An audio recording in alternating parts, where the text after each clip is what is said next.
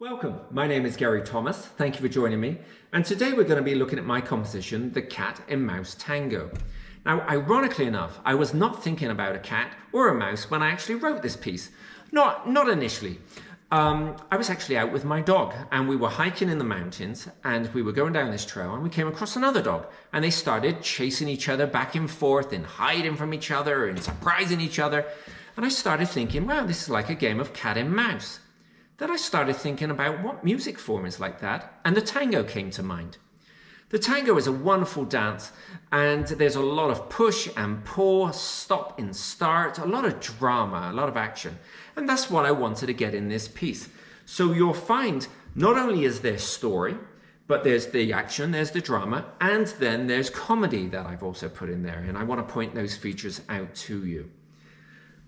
When I was later into the piece, thinking about it, I was reminded of the very famous Cat and Mouse duo animation cartoon. And I used to watch them when I was a kid and loved them. And I had the wonderful opportunity of orchestrating on a feature film of theirs when I got to Los Angeles. They got up to so many antics, but there was so much destruction of pianos in that animation and another. What is that about? I'm pretty positive it's the script writer sitting there and he's like, oh, what can I destroy today? And then he thinks of the piano because he thinks about his childhood and all those grueling hours of doing scales. Anyway, back to the piece. So I put the action in not only rhythmically in there, but also through dynamics. And you can probably exaggerate more of the dynamics than what I've got in there. So let's look at the first bar. It's going to be quiet in the room, and then you wake the audience up straight away. It's like, wake up! I'm going on an adventure. I want you to come with me. So you bring them in. You're like, and we're going to...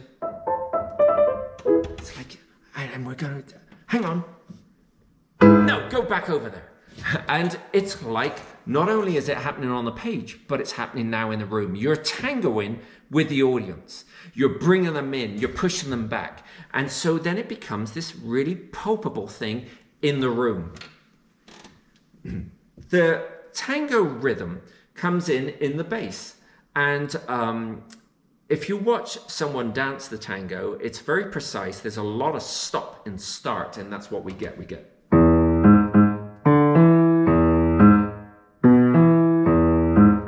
lot of pause up in the air, and then it drops back in.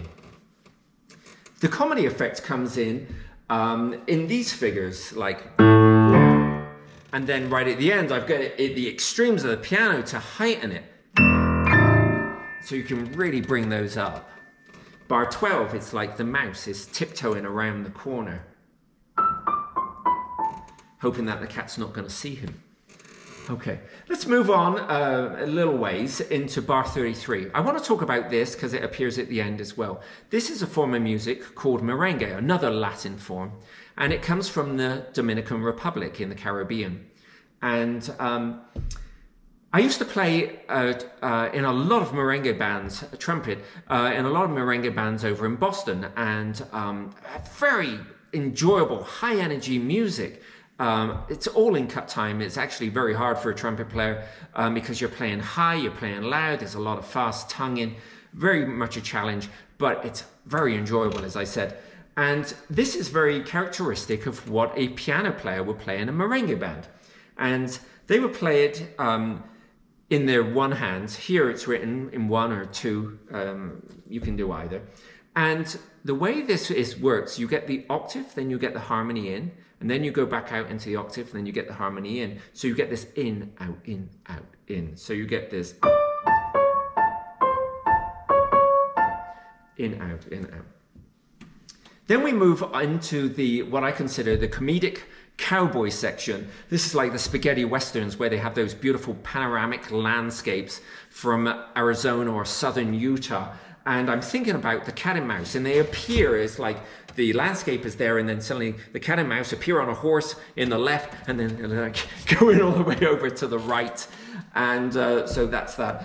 And in amongst that, I want some refinement, and so I put these Bach-like figures where it's like oh, could you pass me the tea? 1 lump or 2. So you can imagine all the dust is flying as they're on their horse, and then suddenly they're like, yes, I'll have 2 lumps of sugar, please.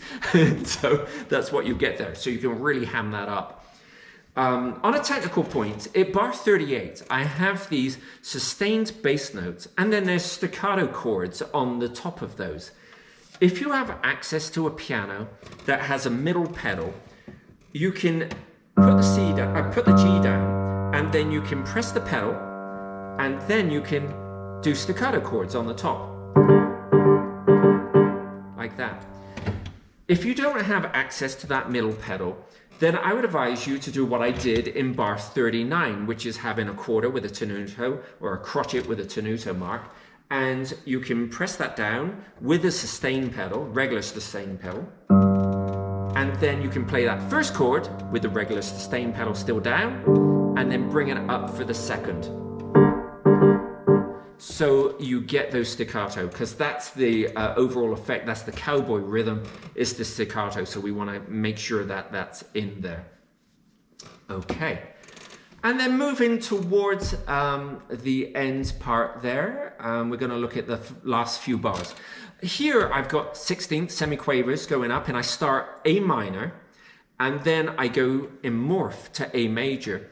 And this is like the old classical technique, tierce de Picardy, the Picardy third. And that's where they would have a piece all in minor, like an invention or chorale, and then they would finish on a major chord. And that's a similar thing what I did here. And the idea behind this is, yes, there's been a lot of action, a lot of drama, a lot of fighting even, you know, like in bar 52, that main climax, da da da da da da da da da da da da, that's the fight section. But ultimately, at the end, they find common ground and they become friends, and that's represented by the major chord. And it reminds me of the animation of the Cat and Mouse. No matter what went on and no matter what they did to each other, at the end, they kind of like, their friendship triumphed, and they shook hands and they went into the sunset. And so that's kind of what I've brought in through there. Okay. Perfect. Well, you'll find this one and others like it on my website, and that's GaryKThomasmusic.com.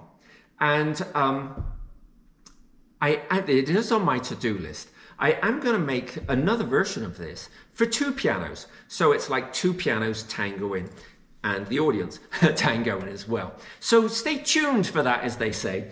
And enjoy, have fun with this, really bring it up, really engage the audience. This is definitely a piece that is about engaging the audience. Okay, thanks for listening, thanks for joining me. Take care, and I'll speak to you soon. Thanks, bye-bye.